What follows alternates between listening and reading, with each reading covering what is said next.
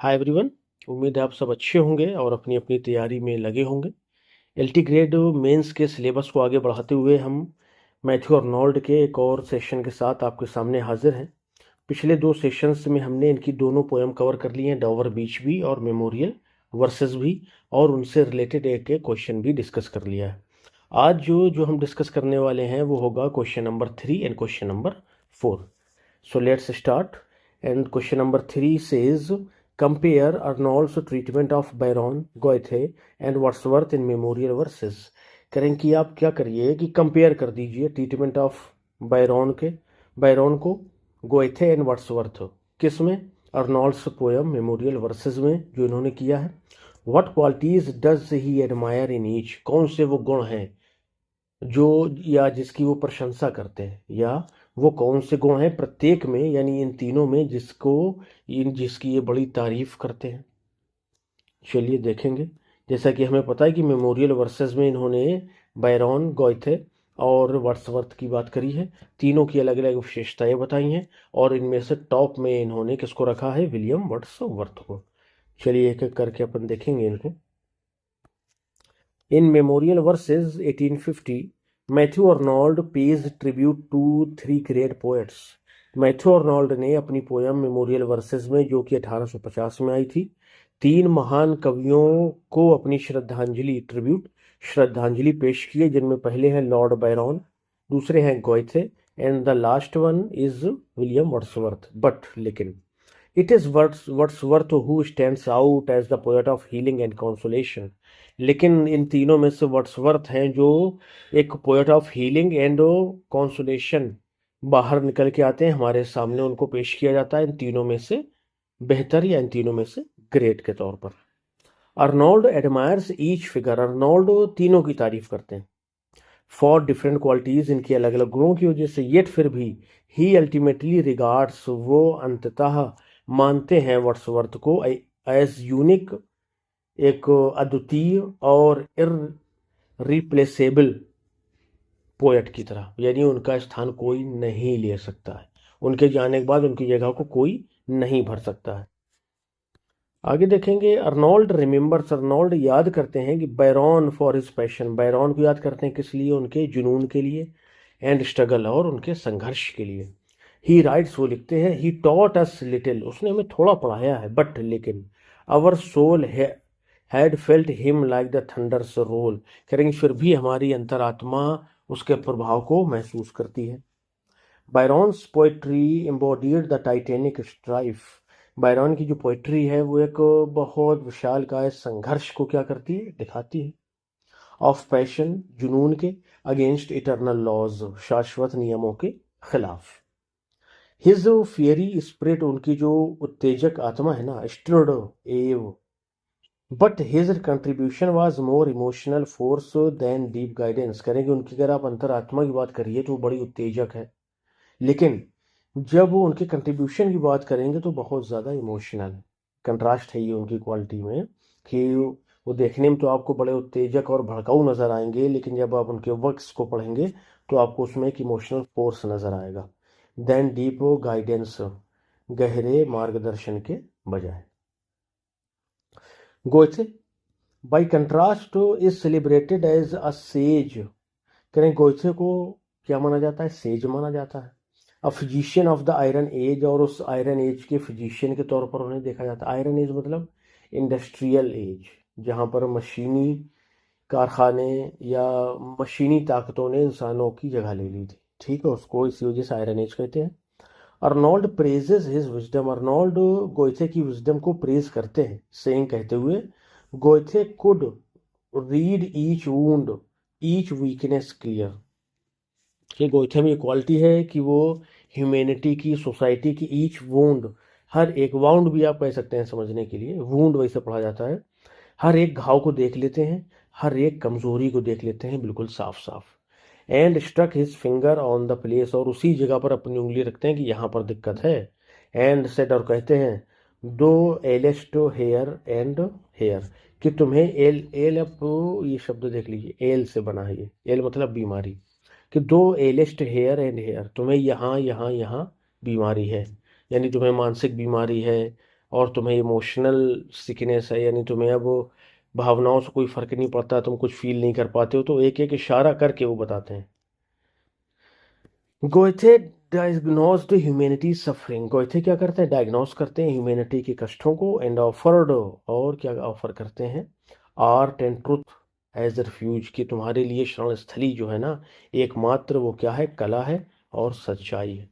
क्योंकि उस दौर में, जबकि मशीनी दौर था, तो झूठ बोलना बिजनेस के लिए, संपत्ति के लिए, मटीरियलिज्म के लिए आम बात थी। हिज स्ट्रेंथ ले इन इंटेलेक्चुअल क्लैरिटी, उनकी जो ताकत है वो इंटेलेक्चुअल बौद्धिक क्लैरिटी पर ले छिपी हुई थी। And the ability to interpret human struggles, और उनकी उस क्षमता में मौजूद है जिससे वो इंटरप्रेट करते हैं ह्यूमन स्ट्रगल्स, मानव के संघर्षों को। बढ़िया। बट लेकिन Arnold reserve his highest praise for Wordsworth, लेकिन अर्नोल्ड अपने सबसे ऊंची प्रेज, प्रशंसा को वर्ड्सवर्थ के लिए रिजर्व रखते हैं।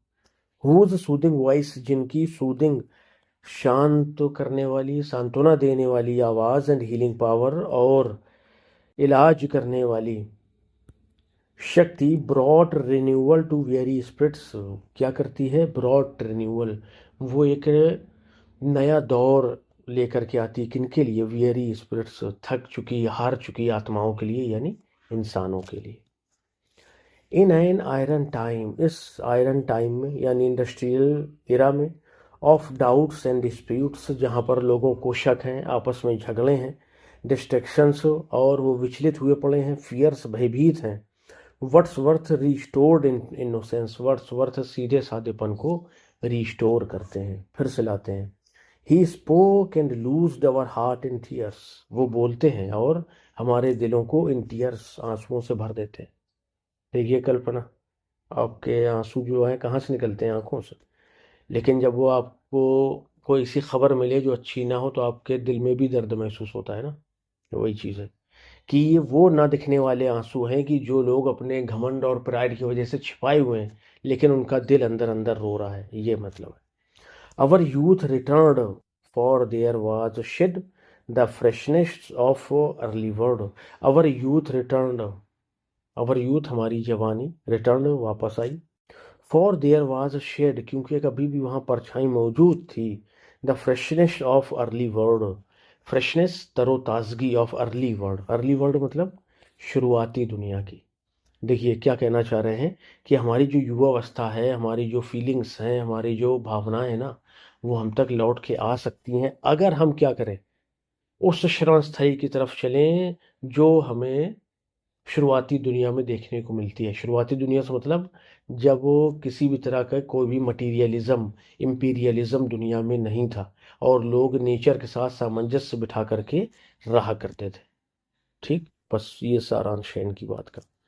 Unlike Goethe who made people think, Goethe जिन्होंने लोगों को सोचने पर मजबूर किया, और Byron who made them dare, जिन्होंने उन्हें यानी लोगों को डेयर, साहस दिखाने को बाध्य किया, मजबूर किया। वर्ड्सवर्थ अलोन, वर्ड्सवर्थ अकेले हैं, कुड मेक पीपल फील, जिन्होंने लोगों को महसूस कराया, एंड रिकनेक्ट विथ नेचर, और उन्हें फिर से प्रकृति के साथ जोड़ा, एंड सिंप्लिसिटी, और सीधे साधेपन के साथ जोड़ा।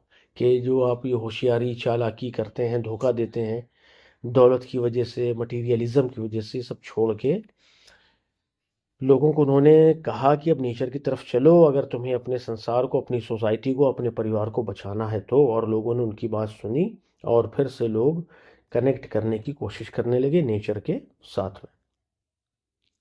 नेक्स्ट देखेंगे पैराग्राफ 10 इस प्रकार से, अर्नोल्ड देखते हैं बैरन को एज पैशन, एक जुनूनी के तौर पर, गोएथे को एज अ विजडम, बुद्धिमानी के तौर पर, बट वर्ड्सवर्थ, लेकिन वर्ड्सवर्थ को देखते हैं as the true poet of consolation, सांत्वना के एक सच्चे कवि के तौर पर। Whose loss leaves in is sorry whose loss, जिनका चले जाना, leaves an irreplaceable void in modern Europe, करेंगे जिनका चले जाना मॉडर्न यूरोप के लिए एक ऐसी चीज़ है कि जिसे हम अवॉइड नहीं कर सकते। यानी उनके जाने से दुनिया में, मॉडर्न यूरोप में बहुत बड़ी एक कमी आ गई, बहुत बड़ा खालीपन आ गया है, और लोग अब फिर से पूरी तरह से जैसा पहले टूट पड़े थे मटीरियलिज्म को लेकर के और इम्पीरियलिज्म को लेकर के, वही हाल उनका फिर हो गया है। अच्छा है, पढ़िएगा अच्छे से इनको। क्वेश्चन नंबर 4 देखते हैं, and it says, in what ways does memorial verses reveal Arnold's views on the moral and spiritual role of poetry?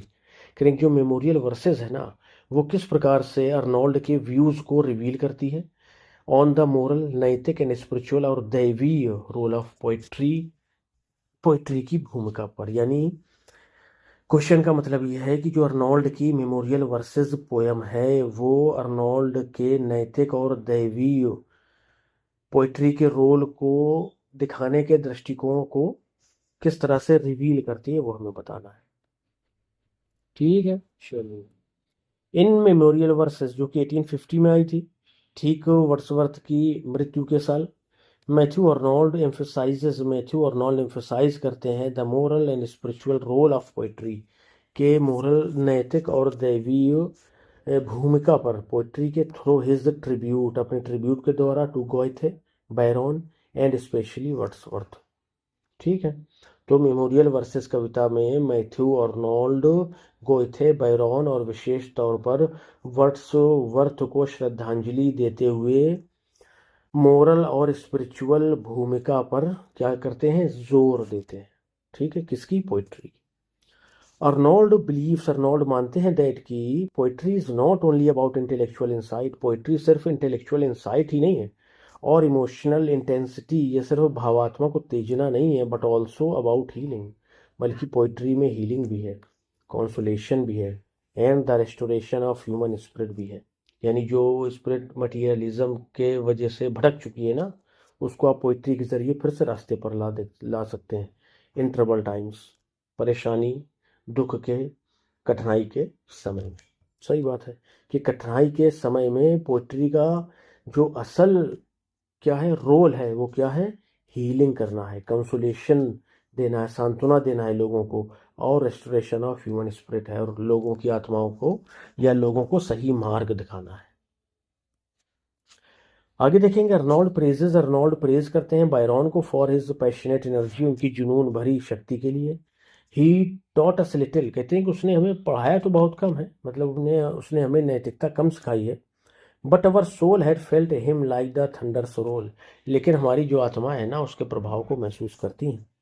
Barons poetry shows the struggle of passion, Byron की जो पोइट्री है वो struggle of passion को दिखाती है with eternal law के साथ में। इंस्पायरिंग एव, जो भय युक्त सम्मान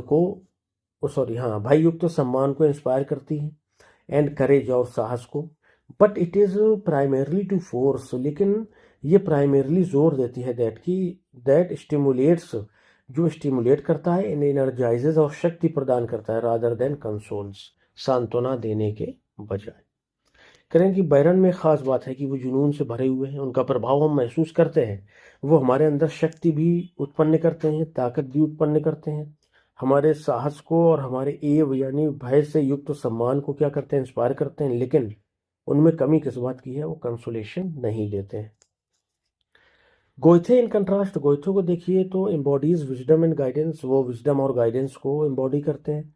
called the physician of the iron age, उन्हें आयरन एज का फिजिशियन कहा जाता है।